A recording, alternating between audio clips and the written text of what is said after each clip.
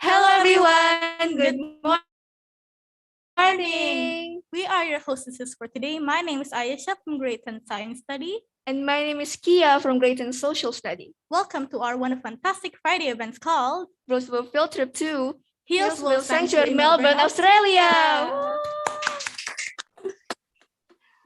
Before we start, Chacha, do you know what day was yesterday? No, I don't. What day was it? Well, yesterday, for those who don't know yet, yesterday was the Youth Pledge Day. What do we usually do on that day? Well, by commemorating the Youth Pledge, as young students, we should be patriotic, nationalists, united, and proud of our country as Indonesians. So, as youth, we should also expand our knowledge on not only Indonesia, but also other countries. Therefore, we have this event today to learn about one of our neighboring countries, Australia. So, Chacha, how will we learn it? Right now, we have invited an honorable guest from Melbourne, Australia. She is here with us right now to present to us about Hillsville Sanctuary. So, everyone, please welcome Miss Amy Worley. Hi, Miss Amy. Hi. Hi. Thank you, girls. How are Thank you, you. Miss? I'm very good, thank you. That was a lovely welcome from you. It was great to hear the Indonesian national anthem and your school's marching song. That was really great as well. And I'm happy to help join with you and celebrate Youth Pledge Day. What an important day. So thank you for your welcome. I'm very excited to be your host today, to take you on a virtual tour. Yeah, you're welcome. And also, thank you so much for joining us, Miss Amy. It's my pleasure. You're welcome too. Okay, Miss, without further ado, we will now start our event. Miss Amy, the floor is yours. Thank you very much. So, I have prepared some slides for you, which we are going to now, I believe. Beautiful. Today, I'm going to talk to you a little bit about myself, why you should come visit the beautiful city of Melbourne. Hopefully, you do get the opportunity to do that one day, and some opportunities that you might have at the University of Melbourne, where I studied. The main focus of our virtual field trip today is looking at Hillsville Sanctuary. This is a really important animal park, and I hope you learn some new information from that. So about me first. Next slide, please, girls.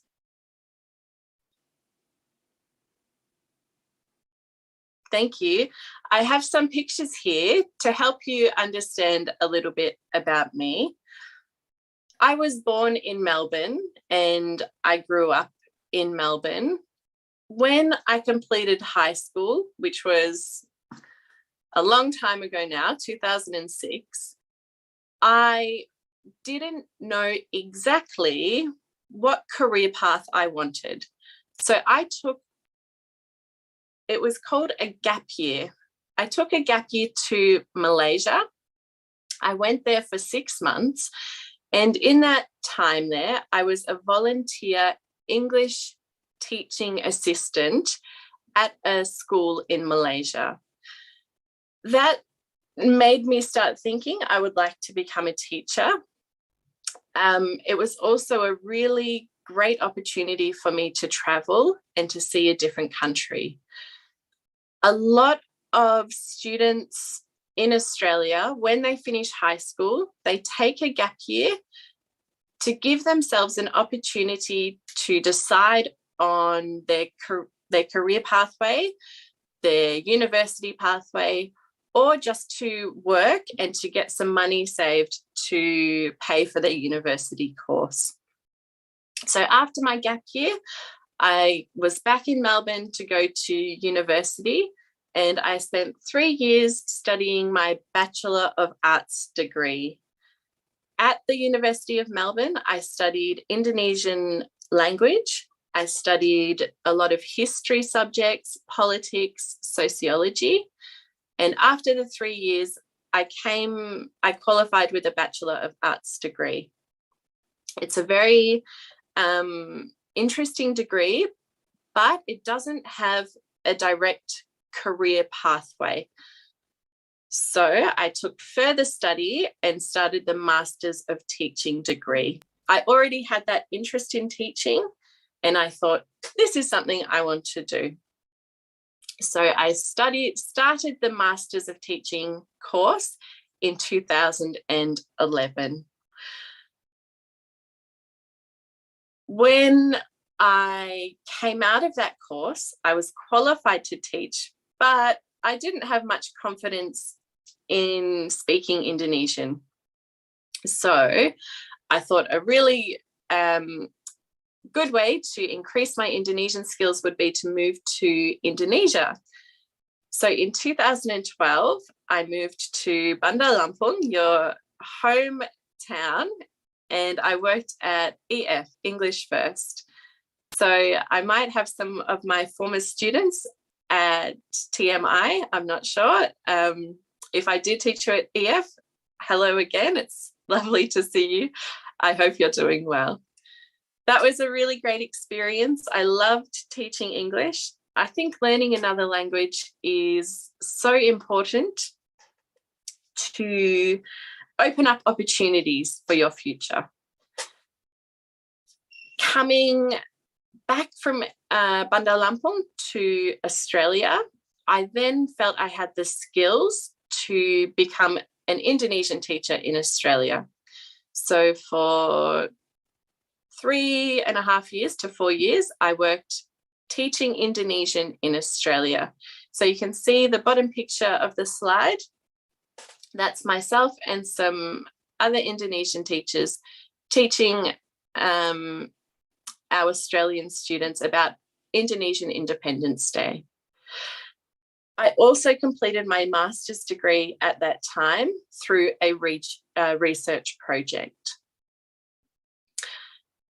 To take a little break from my teaching, I decided to follow my second huge passion in life, which is scuba diving. So in 2018 and 2019, I became a scuba diving instructor, and I traveled to different countries, but I ended up in the Cook Islands, where I was working as a scuba diving instructor.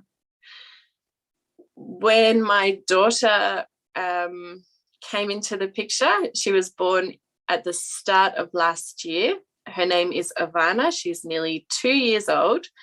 I stopped scuba diving, and I've been staying at home looking after my daughter since that time. But I will return to teaching Indonesian in Australia next year. That's a history of me about my pathway from high school to university and to a different field of work, but back to the teaching work next year. I would really love to talk to you about why you should come see Melbourne, which is my hometown. So if we could go to the next slide, please.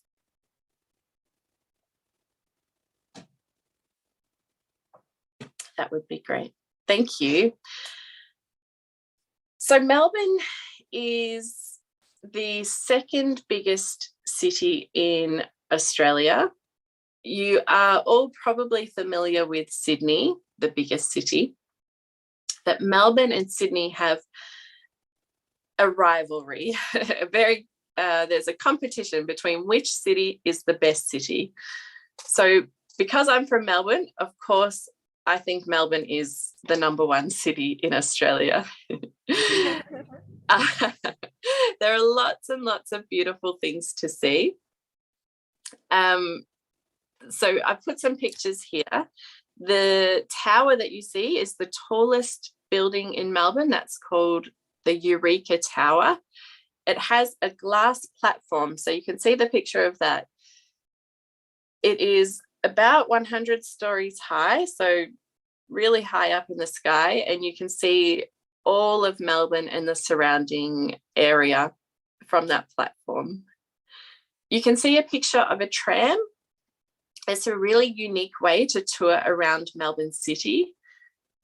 This tram goes in a circle around the whole city, and there is audio of the tourist spots that you pass. So you not only see the city, but you can hear about the interesting history as well. You could also take a boat cruise on the Yarra River. That's the river that runs through Melbourne, to see some of the interesting sites. Melbourne has not only the beautiful buildings and interesting history in the city, but we have amazing wildlife close by to Melbourne. In the top picture, you can see little penguins.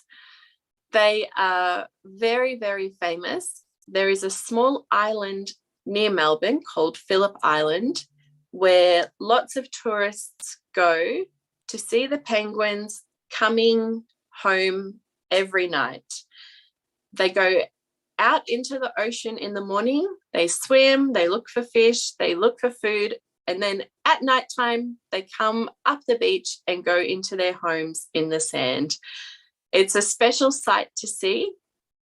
So lots of people go there to see the penguins. The bottom picture on this slide is the logo from Hillsville Sanctuary. This is where I'm taking you on the virtual tour today. So if we go to the next slide, please.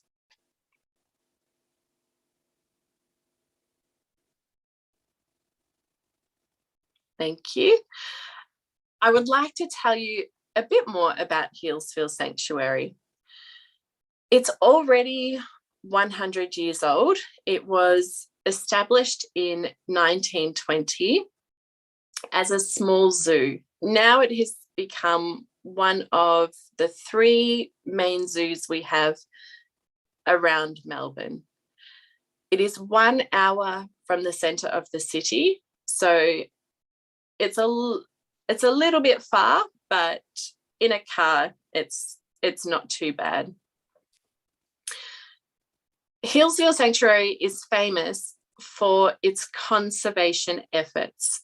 The aim of the sanctuary is to save Australian wildlife, to protect Australian wildlife, to make sure we have these animals in our future. They have a very strong breeding program. The platypus was successfully bred at Hillsville Sanctuary. It's only one of 2 places in the world that has bred a platypus in a zoo. And really important to me, they have a big animal hospital at the sanctuary. The main animals at this zoo are Australian wildlife. So koalas, kangaroos, platypus, wombats, dingoes, echidnas. These animals can be found in the wild in Australia. And because they can be found in the wild, they face some threats from humans. So they face the threat of car accidents. They face the threat of bushfire. Wild dogs can also be a problem for these native animals. So Hillsville Sanctuary has a hospital where if animals are sick or injured, they are taken to that hospital and treated by the veterinarians. In this picture, you can see a little koala. I think it was hit by a car, but it was taken to the hospital, given treatment, and was able to recover. The aim of the sanctuary, if they treat wild animals, they want to release them to the wild as well. But it just depends on how sick or how injured the animal is, if it can go back to the wild, or if they keep it in the sanctuary to look after it. I'd like to share some interesting facts about some of the animals you can see at the zoo, at the sanctuary, and then we'll watch a little video which will explain some more. So we'll go to the next slide, please, girls. Thank you. So the animal at the top is called a platypus. Very strange looking animal. It's got a long bill, which is its nose and its mouth, which looks like it's from a duck. But it spends some time on land. It mainly stays in the water. They can dive under the water for 30 to 40 seconds when they're looking for food, but they have to come up to breathe the air at the surface. The platypus do actually have on their front hands, they have a spur which has poison. So you do have to be careful of the platypus. If it gets angry or if it's defending its territory, it might strike you with that spur. So they do look cute, but you do still have to be careful. The next animal you can see is the koala. The koalas are my favorite animal. I think they are very, very cute. This fact that the mum koalas carry their babies on their body for 1 year is lovely. I have a baby. I call her a koala because she cuddles me so tight. I call her a little baby koala. So for 6 months, the baby koalas sit in their mum's pouch, which is at the front. And then for the following 6 months, they hug onto their mum's back. So they're very, very close for the first year of their life. After that, they go off by themselves and have a more independent life. But koalas are very, very lazy. They sleep for about 20 hours every day. They eat a lot. So for the 4 hours that they are awake, they eat all the time. The tree that the koala is in is a eucalyptus tree, and that's the only thing they eat. They only eat eucalyptus leaves. So they're lazy, always eating, and very cuddly. So I think that's it's like me. I think that's cute. It's why they're my favorite. Relate to the koala then. Yeah. The next animal is the kangaroo. I think this is the most famous animal from Australia. Everybody's seen the kangaroo hopping along. People probably don't know that there are 2 times more kangaroos in Australia than people. They are very, very common. The Australian government is trying to encourage people in Australia to eat more kangaroo meat because that will help control their population. But because a lot of people in Australia think the kangaroos are so cute, they really aren't interested in eating them as I would meat. not too. Kangaroos are so cute. Why would people eat it? I know. They're so cute. But I understand why the government would do that. But Exactly. kangaroos are so cute, right? So there's definitely hesitation about eating them, but yeah, it might happen. It could be something if you were interested in trying when you come to Australia, that might be something you do. Kangaroos can't hop backwards. They can only move forwards because of their legs and their tail, because of the structure of that. It's not possible to go backwards. So Australia has taken the kangaroo as an emblem on our national shield as a symbol that Australia will keep moving forwards, just like the kangaroo, only moving forwards. So that's a fun fact, I think. We're going to show you all a video now about Healesville Sanctuary, which will explain in more detail, and you will see more animals as well. I wish I could take you there myself, but of course, restrictions are still in place in Melbourne for COVID, so I haven't been able to go there. But the video is really great, really interesting. So we'll show that video now. Thanks, girls.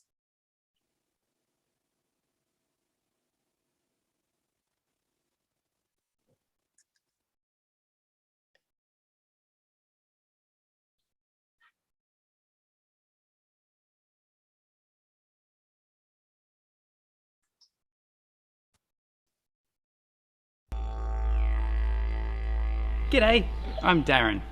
Welcome to Hillsville Sanctuary. Let's go take a tour of the sanctuary together.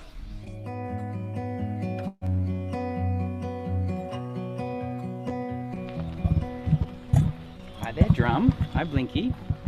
Now, a lot of people do ask me, why is Drum called Drum? Well, here's why.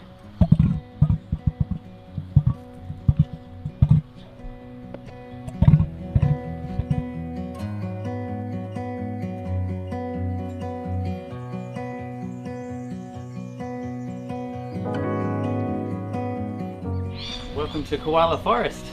Hey Dindy, how you doing? This is Murrin Dindy, he's one of our male koalas here. Fast asleep, doing what a koala does best.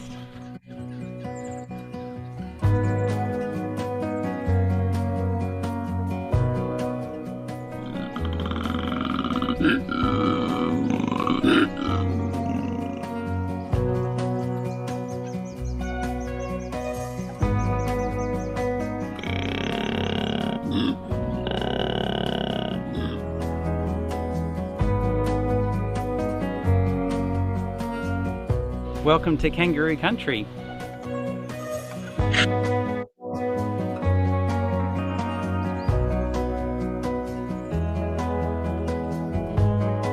So within this exhibit we've actually got 2 species of kangaroo and a species of wallaby. So we've got the red kangaroos, largest kangaroo in the world, and the Kangaroo Island kangaroos. We've also got a small wallaby species as well, called Palmer wallabies.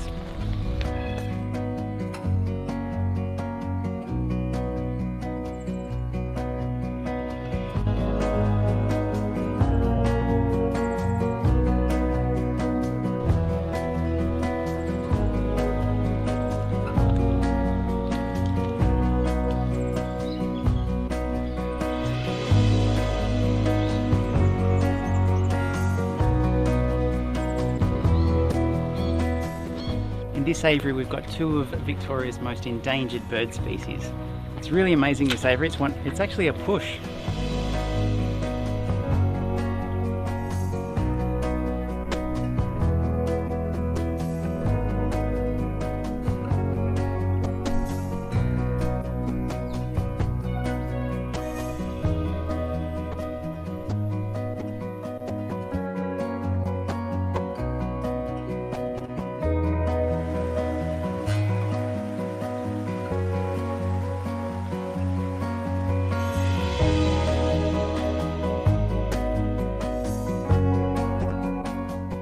This is our wildlife hospital in here, where a lot of important work happens, not just with our animals, but with wildlife that may be injured.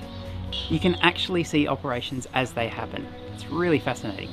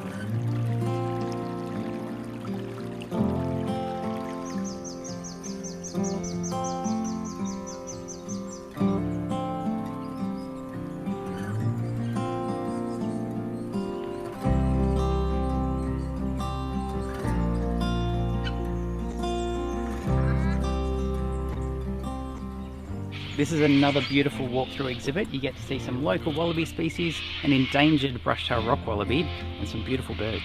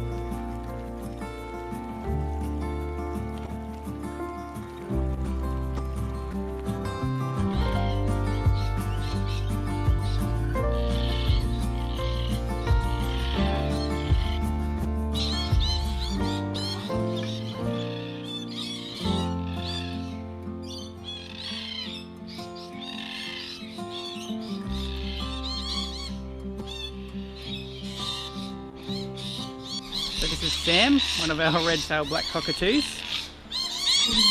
You're a good boy, thanks for coming.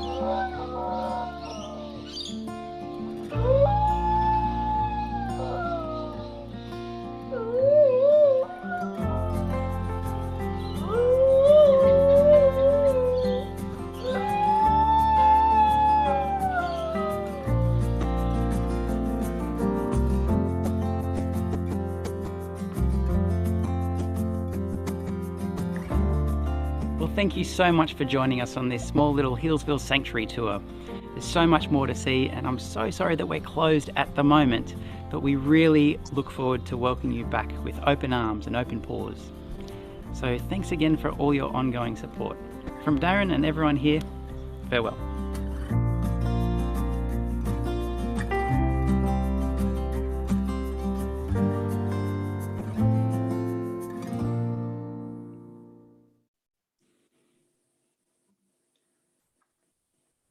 Thank you for sharing the video. I think it's such a lovely way to see all the animals there at Healesville. I really hope that all of you have the opportunity to come to Melbourne one day. If you come to Melbourne, I really encourage you to go there to Healesville Sanctuary. Such a beautiful place, and they're doing such important work for Australia's wildlife. The next part of the virtual field trip today is to share some information with you all about the university I studied at, the University of Melbourne. So I'll go into that now. Girls, did we want some questions about Healesville Sanctuary, or did we want to go straight into the university?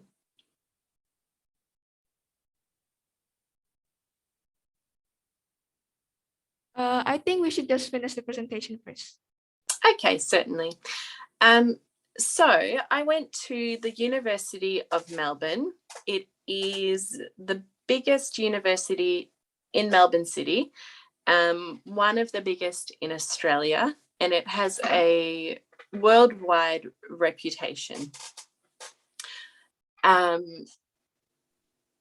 For international students, so if you wanted to come study at the University of Melbourne, there are some scholarship opportunities for international students. So the first one that I can talk to you about is called the Melbourne International Undergraduate Scholarship.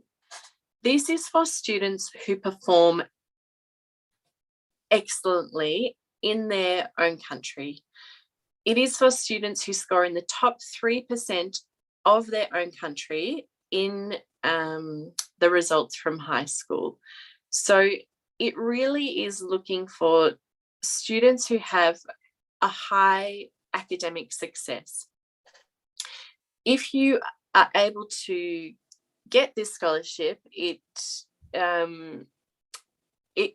does a lot for you. So you can see on this slide that it covers either $10,000 of your tuition fee. It takes 50% off the 3-year course of your degree, or there are some scholarships which cover 100% of the costs. So this scholarship is really, really special, but it is quite difficult to get, and it is for those students who are in that really high percentile.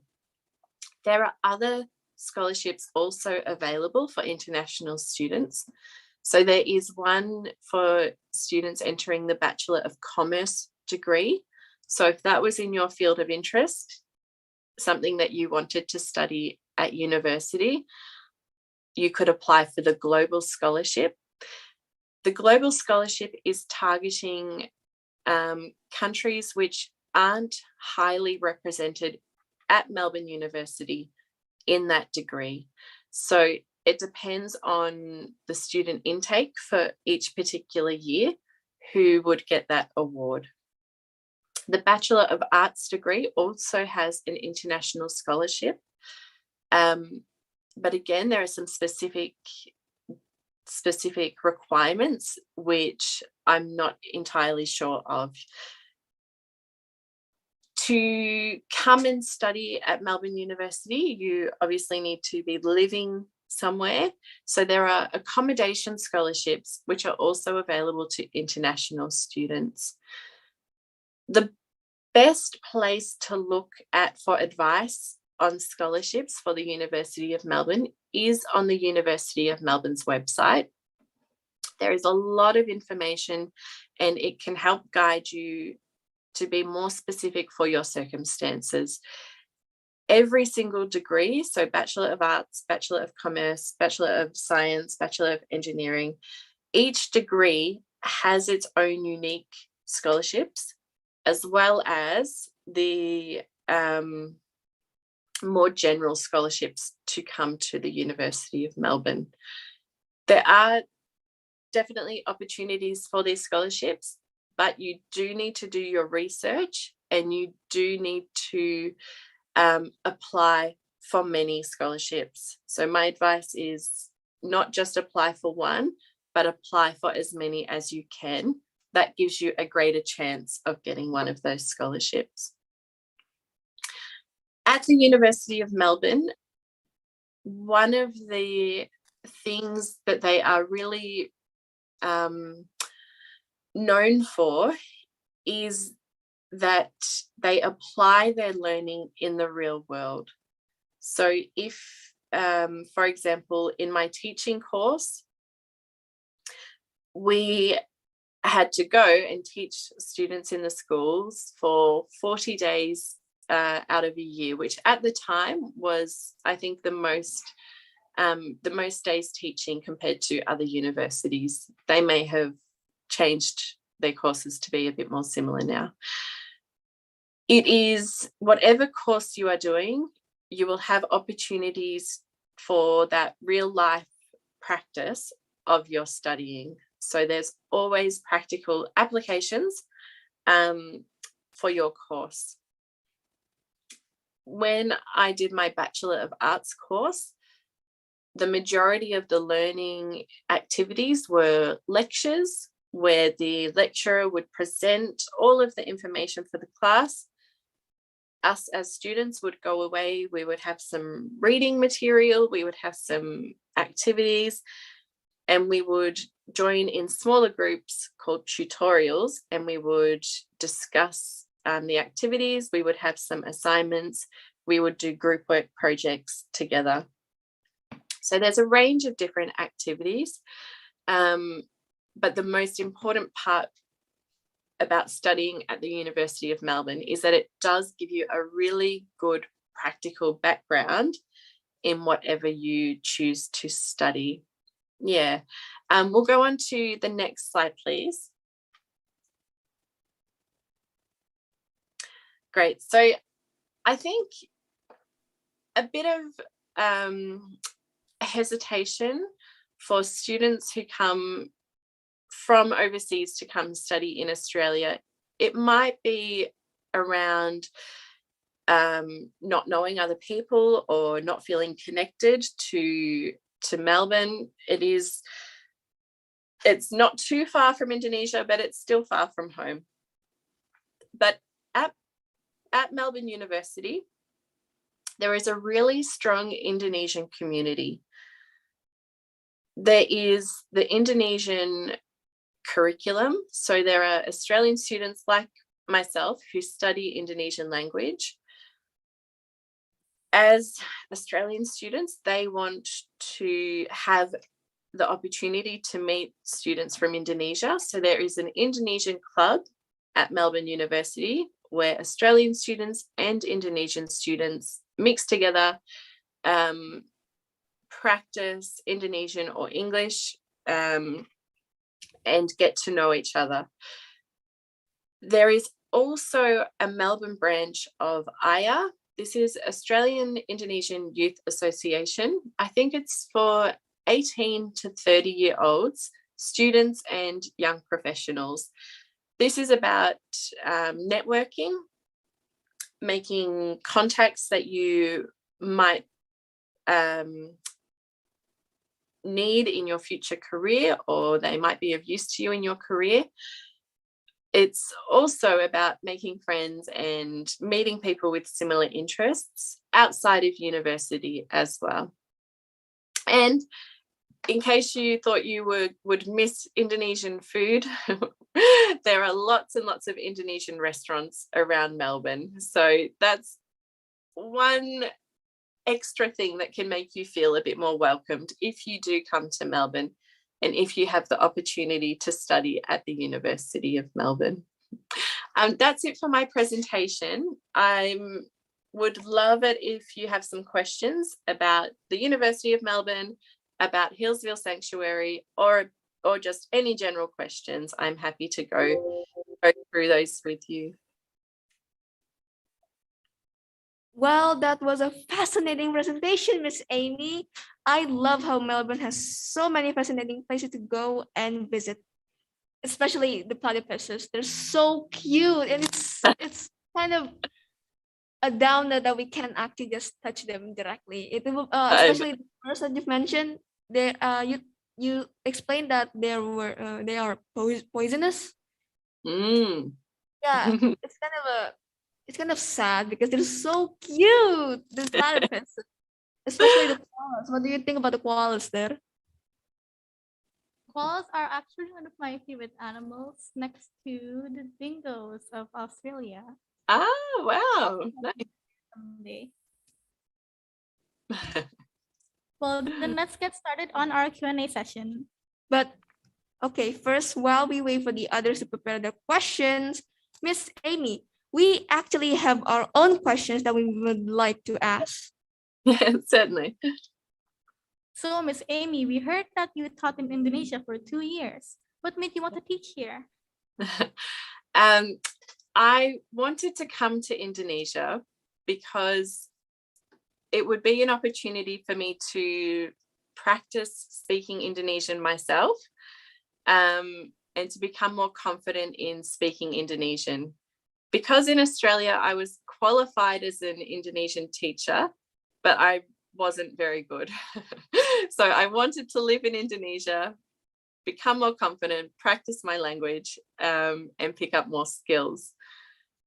The bonus of living in Indonesia was I picked up teaching skills as well when I was teaching English. So it was a really, really interesting experience, and I loved my time in Bandar Lampung. Okay, then. So, Miss Amy, I want to ask, what did you think about our city then, Bandar Lampung? Yeah, I think it's a really interesting city. I lived near English First, so near Pahoman Stadium. I loved going to the beaches near Bandar Lampung, so Kalianda. I can't remember the name of the other beach that's nearby. But yeah, I loved going to the restaurants in Teluk Betung. I spent a lot of time at is it called Mokartini? Is that still it's called what it's called? Mokartini, yeah. And I can't remember the name of the market. It's but yeah, I like to go shopping there when I had free time. It was a really nice city to live in because it wasn't too far to travel by bus or by plane to other places. But also in Lampung, I had the opportunity to go to Krui Beach, so the beach on the west side, Waikambas, the elephant sanctuary. And yeah, I think Waikambas, yes. Metro. So I like to travel around the other places as well in Bandar Lampung. But I think I just loved eating Indonesian food. It was it's something I miss the most. It was so delicious. So there are Indonesian restaurants in Melbourne, like I said, which I go to sometimes. Because of the lockdown, I haven't been to them for some time. So I miss things like nasi goreng, ikan bakar, that's my favorite. Rendang, satay. So all the classics, they are my favorite foods. Oh, wait, so what's your favorite food then? Number one favorite is ikan bakar or udang asam pedas. Those are really like spicy foods, if I know. I know. So you like spicy foods then? No. Well, when I lived there in Lampung, I ate a lot of spicy food. I had a nice tolerance for chili, Oh, but now I've moved back to Australia. I can't eat spicy foods again. It's gone. well, unfortunately for me, even though Indonesia has so many spicy foods for their Yeah. food cuisine, I don't like spicy food, so it's kind of a down That would be again. very difficult for you, I imagine. Miss, I've noticed you mentioned Krui earlier. I've actually been there myself, and although there are a lot of beaches in Lampung, it's not very well known. How did you like it there?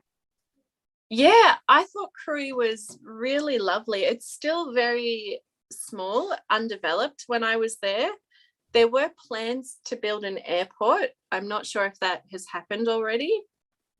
But I just liked the peace and quiet at Krui, as well as the waves at the beach. It's known for being a surfing beach. And I'm not a surfer, but I liked swimming at the beach there for the waves. Yeah. Has the airport been developed there? Yes. Yeah, it has. Okay, well, that makes it Mhm. nice. Yeah, I Right. think it was a 7 or 8 hour drive when I went. So the airport would make it easier.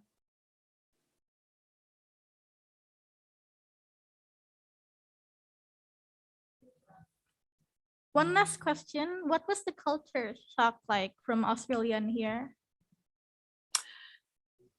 Yeah, that's a really good question. I think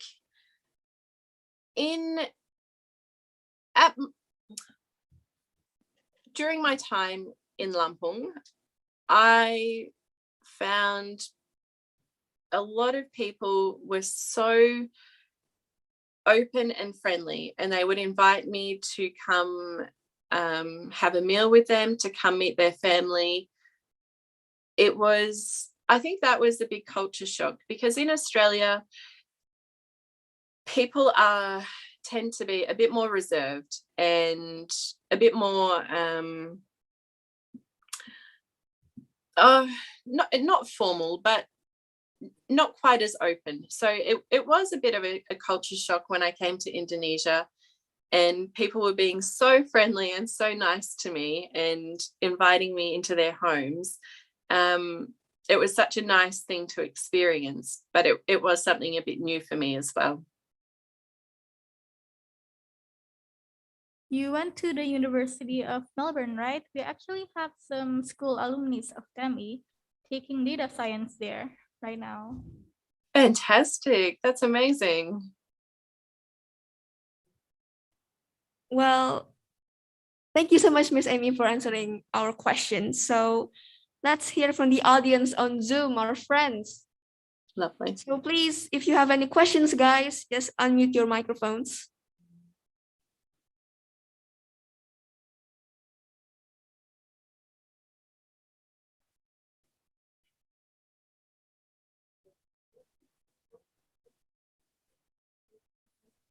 I think they're all shy, Miss. Oh, Jovi. So Jovi, could you just unmute your microphone?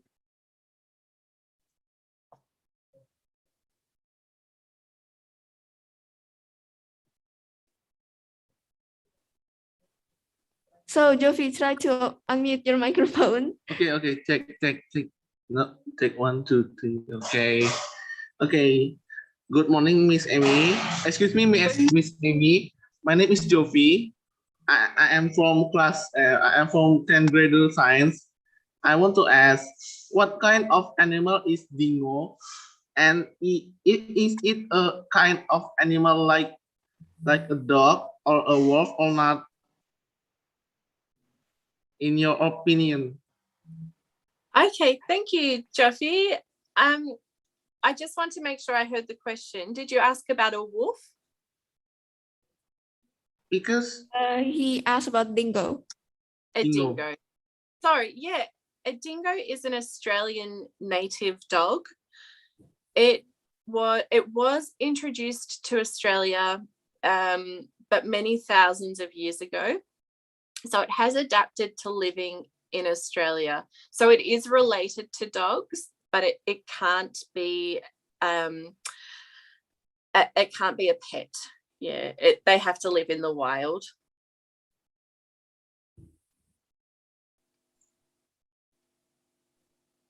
Oh, okay. But I look is like a wolf. The body is like a wolf. The head is like a wolf. But Yeah, in my eyes. yeah, it's quite similar, but it has adapted to living in Australia. So similar, but its own species. It is different. Oh, so that's all this.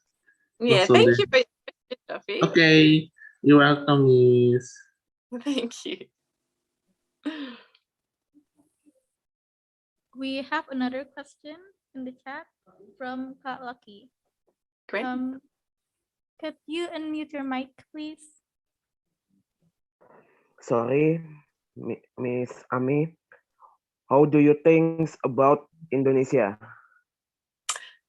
Thank you, Lucky. I was really happy living in Indonesia. I like hot weather, so it was perfect. And like I mentioned before, I loved the Indonesian food. So being able to eat nasi goreng every day, ketoprak, I loved that as well. That was really nice for me. It was also a great experience to meet so many people and to have so many new friends from Indonesia. Oh. Would you like to go to Indonesia if possible? Because the COVID-19 pandemic, Indonesia is case of down. Yeah, it's such a strange time for the world, but I would love to come to Indonesia again if it's possible. I'm also a scuba diving instructor, and I started diving when I was in Indonesia in Pulau Bunaken, so near Manado. It was such a beautiful place. I would love to be able to go there again. I've dived in Lombok as well. There's the Gili Islands in Lombok. So if we are allowed to travel internationally, I would love to come back to Indonesia. I would love to show my daughter your beautiful country, show her some different parts of the country. Yeah. Okay, thank you for Thank your you answer.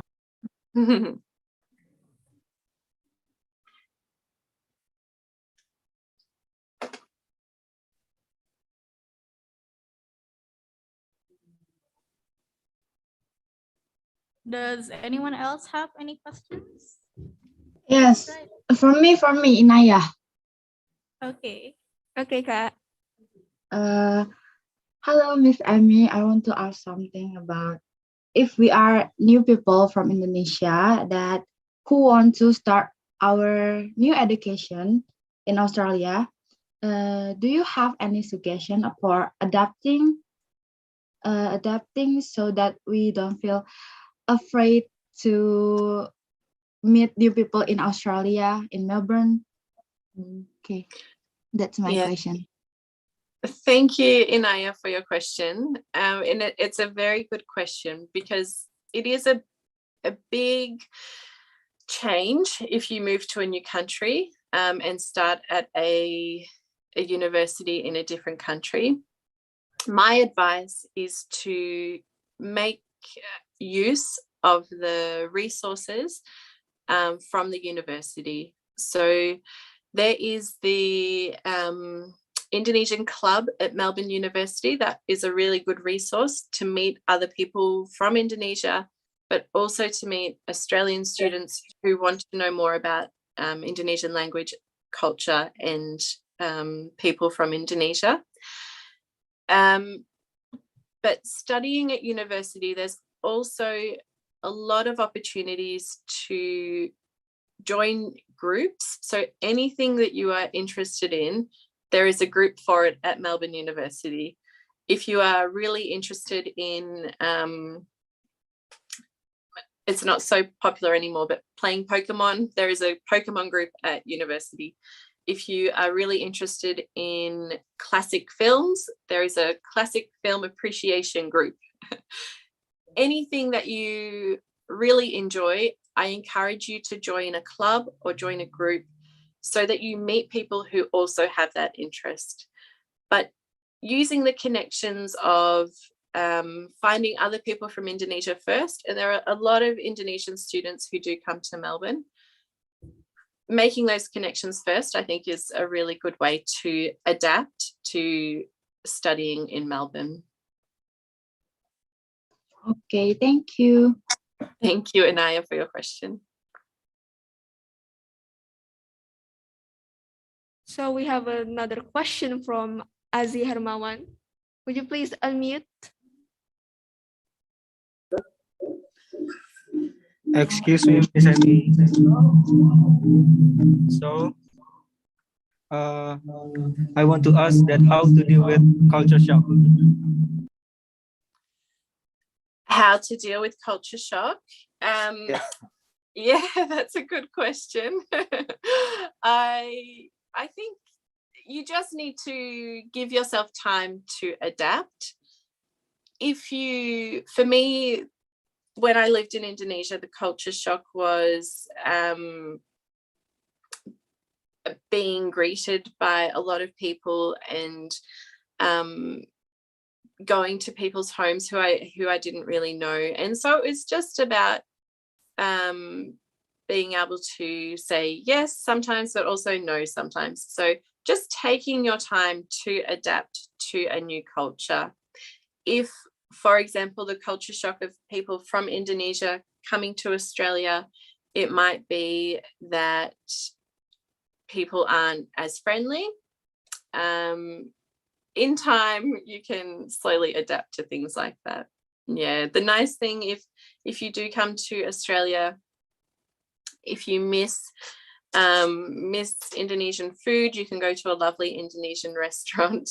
You can find groups of Australian students speaking Indonesian to meet up with as well. Okay, Miss, thank you. Thank you for your question. We have another question in the chat box. Someone asked, I read that you were a scuba driving instructor. Could you tell us the most exciting moments that you've ever had in scuba diving? Oh, sure. The most exciting was when I did a night dive. So this is on the Great Barrier Reef, Queensland, Australia. A night dive, and there were 3 sharks really close. And because it was nighttime, they were active, they were hunting. So that was very scary, but also exciting. The most amazing thing that I saw when I was diving was a humpback whale. That was in the Cook Islands. It came quite close, 15 to 20 meters to me. So yeah, that was the most special for me. Do you have any exciting stories you would like to tell us? I can tell you more about the sharks. Please. Okay. Where? Sharks, where? It was in I was diving off a boat in the Great Barrier Reef, so in Queensland, Australia, but further north. And there was a group of, I think, eight divers, and we were getting ready to go into the water. So we put our gear on, our tanks, put our masks on. Because it was nighttime, we had torches.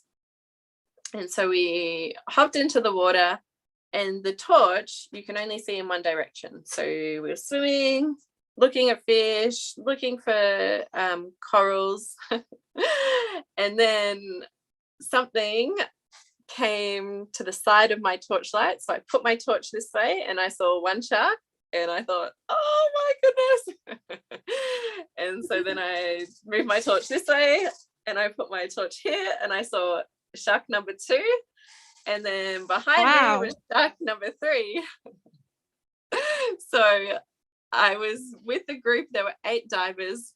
We all saw them. So we had our torches on the sharks, and we stayed together as a group.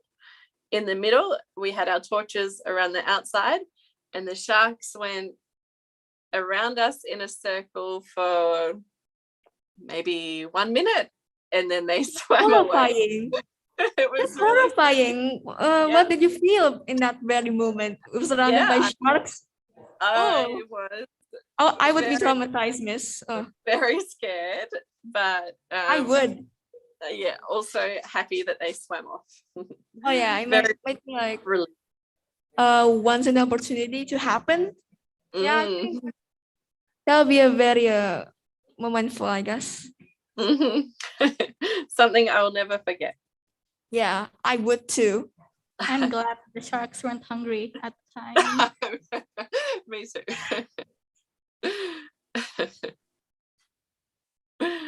Oh. Moving on to more questions in the chat box. From Matthew, could you please unmute your mic? Okay. Excuse me, Miss Amy. I see. Or how about this?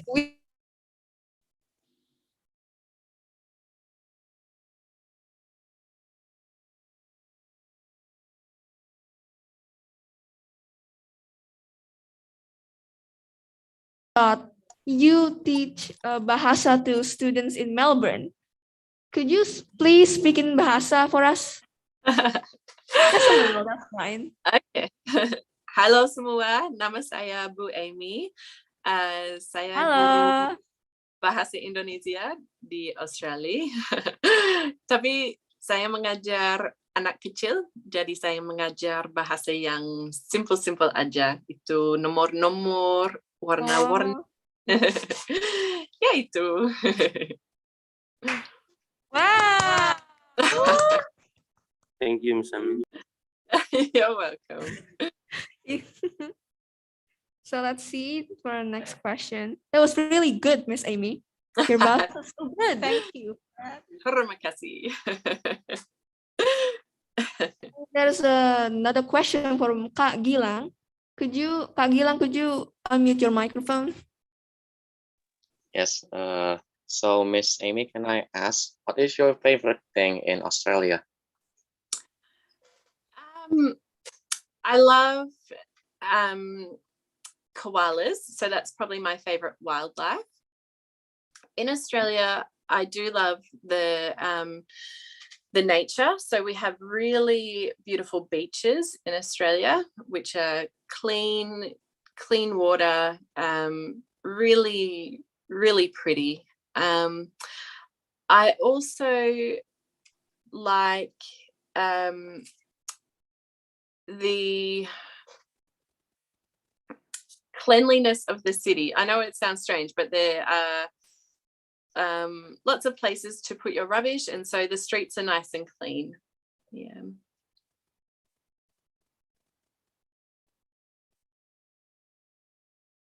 Well, thank you, Miss Amy, for answering that question.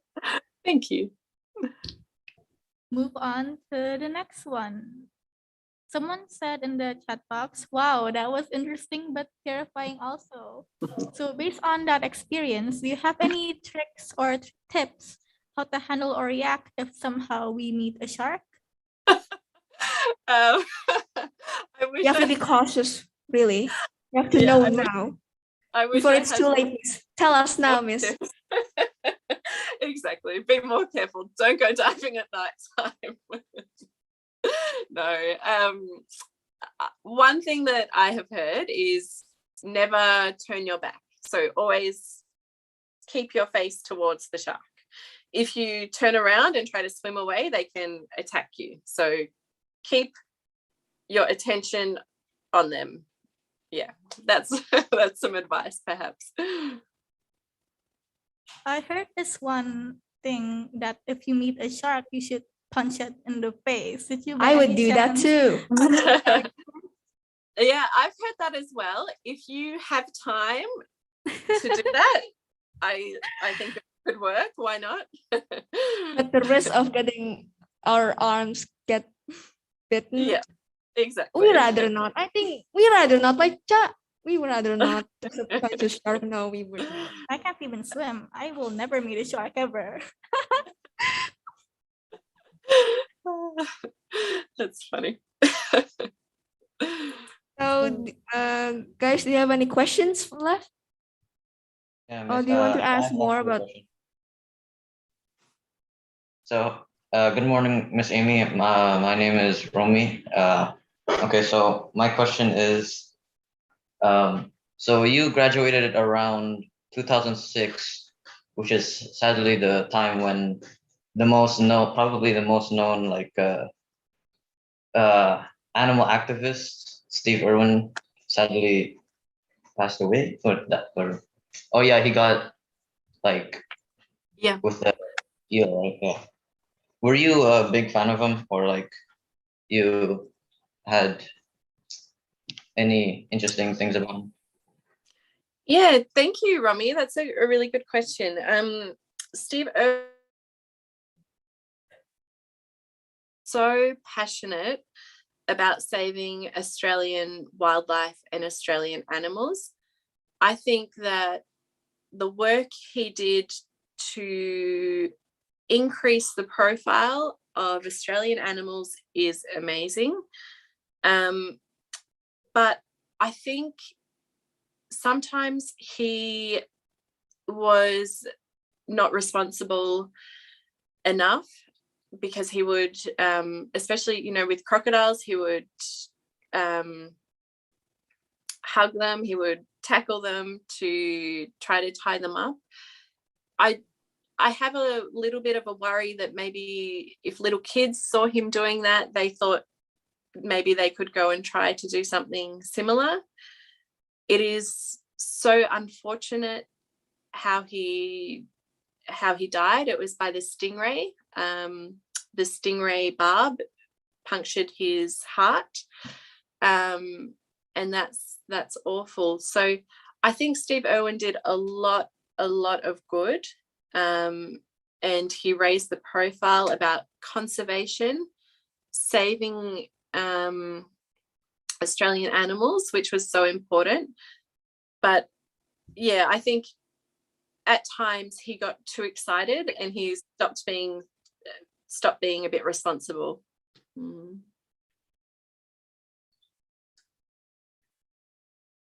Okay, thank you, Miss. Thank you. Okay, Miss, thank you too for answering that question. So we have another question from Kak Nandito. So please, Kak Nandito, could you unmute your mic? Hello, Miss. My name is Nandito from grade 11 CSL. So I would like to ask you about what costume are in Australia. For example, maybe like about taboos or what foreigners shouldn't do there. Yeah, that's my question. Okay, thank you, Nandito, for your question. I think it's quite similar to Indonesia, in that if you are polite and friendly to people, you can say, hi, how are you? That's fine.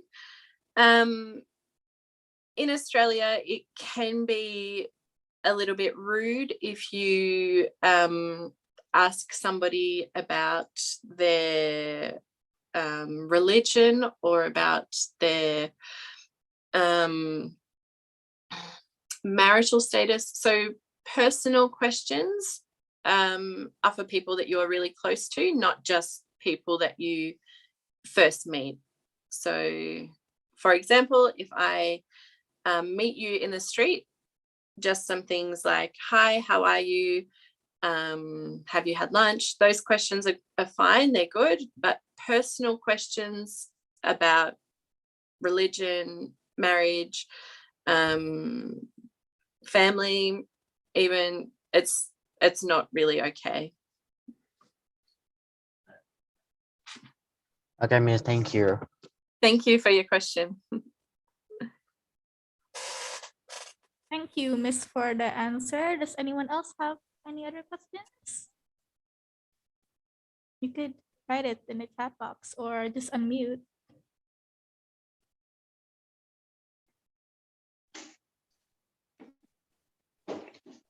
Can I ask, Of course, William. is it is it better to live in Indonesia or Australia in your opinion? They're both very different. So I like both of them. That's my answer, William. I like the weather more in Indonesia, but for me, Indonesia has too much traffic. So there are different things I like and some things I dislike.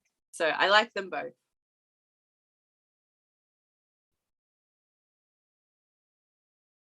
Okay, Miss Amy, thank you for answering that. So if there's another question to be asked, just unmute your microphone.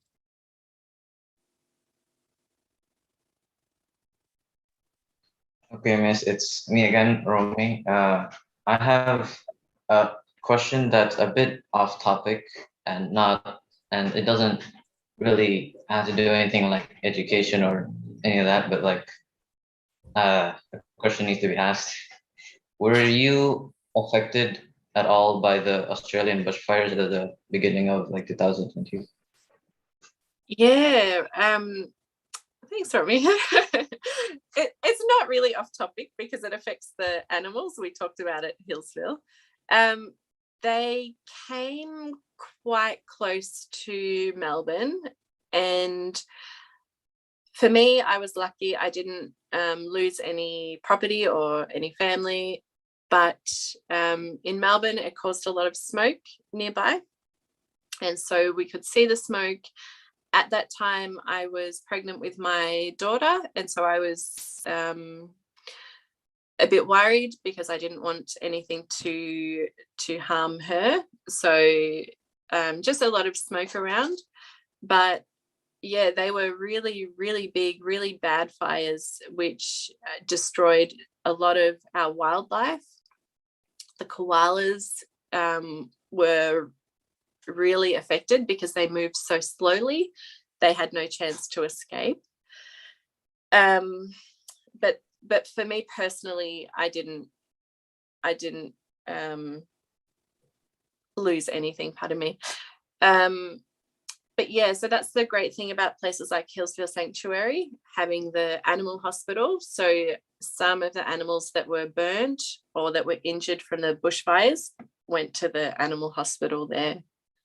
Yeah, good question, Romy.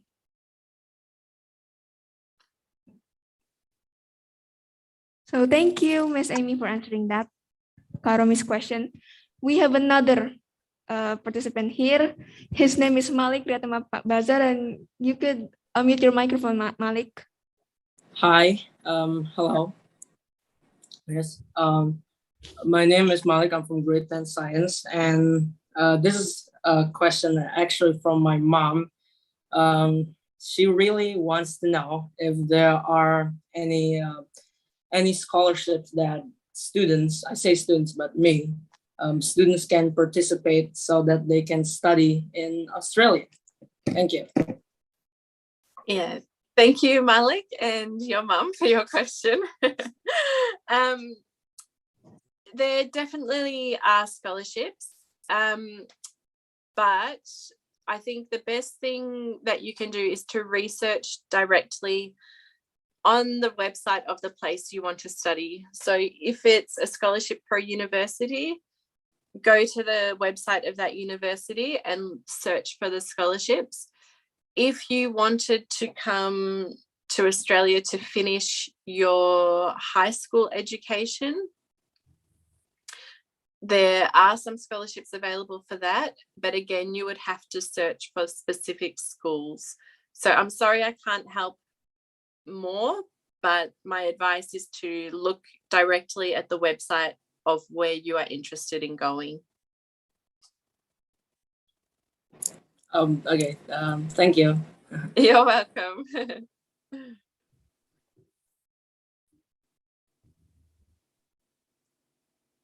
Okay, so actually, this is a question from me.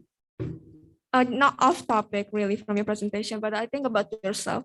So, do you have any favorite actress or actresses from Australia? And I know maybe who- could you tell us about your favorite movies from them? It might be interesting. Okay. Oh, that's a good question. I really like Hugh Jackman. I think he's a really good actor. And yeah, so I love The Greatest Showman. That's my favorite movie from him. He has But a I felt, very good voice. yeah, I yeah, think he very, very. starred in Oklahoma, if I'm not mistaken, a movie musical. Yeah, I haven't he's seen so cool.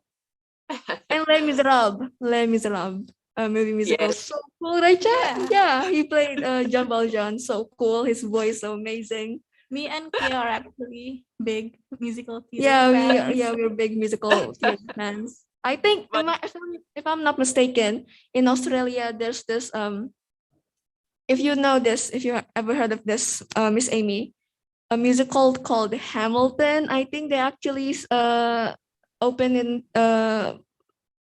theaters in Australia, if I'm not mistaken. Yeah, it was showing here. I'm not sure what the current situation is with COVID, but I know it did show here. I haven't seen it, but I would love to. It's Yeah, I think maybe because I love musicals again. We both like musicals, and one of the reasons why for myself would visit Australia is probably just to see the musicals they're showing in Australia. yeah. I would love to go. Oh, it's great. Do you have any besides Hugh Jackman that you love? Yeah, Phantom of the. Oh, sorry. I thought musicals. I love Phantom Miss, of the Opera. do you like the Phantom of the Opera, Miss? My favorite musical. Me Yeah. too, Miss. I love the Phantom of the Opera. It's great. Yeah. It's like Eric is so cool with the mask, and then there's Raul and Christine, so cool. I watched the movie on the 2004 version. So amazing. I would love to see you again. So cool. Again, Me too. also, besides Hamilton, I think like the Phantom of the Opera in Australia would be amazing for me to watch. Definitely. Another musical, just because we're on this, is Evita. That's another one of my. Anita too. I would love to see all of them. I guess like Miss Amy, I would love to watch it. Oh, that's great. I love hearing your enthusiasm and your passion for musicals. It's really Yeah. I'm sorry. So I lost your other question. Was it about other actors? Like or... other actors or actresses. From Australia, well, you mentioned Nicole Kidman yesterday, and I'm a fan of hers as well. I think she's really great. Nicole Kidman. And then we have the Hemsworth brothers, of course, Chris and Liam. Oh yeah. Thank you, Australia, for the Hemsworth. Yeah, brothers. thank you so much, Australia. You're welcome. They come from Phillip Island, the place where you can see the penguins. So you can look at the penguins and you can search for the Hemsworth brothers as well. Oh, okay. Well, I think that's enough questions from us and the audience. This marks the end of our event. We would like to thank you, Miss Amy, for joining us today. And also we have to say thank you to Miss Amy and happy birthday, Miss Amy! Everybody say happy birthday to Miss Amy. Happy birthday! Happy birthday, Miss Amy. Happy birthday, Miss Armor. Thank you, everyone. Thank you so much. It was really nice to talk to you today. It was great to get some questions from you. And yeah, it's just been lovely. Thank you for the birthday wishes. Yeah, also thank you so much for make time for us to join us for today. My pleasure. Yeah. All the best. Good luck with your future studies. Yeah. Thank you. Thank you, Miss. Good luck. Thank you, Miss. I hope to see And you. also, before we end this, we should have our photo session, first session. Yeah. Seems I forgot. Your camera, guys.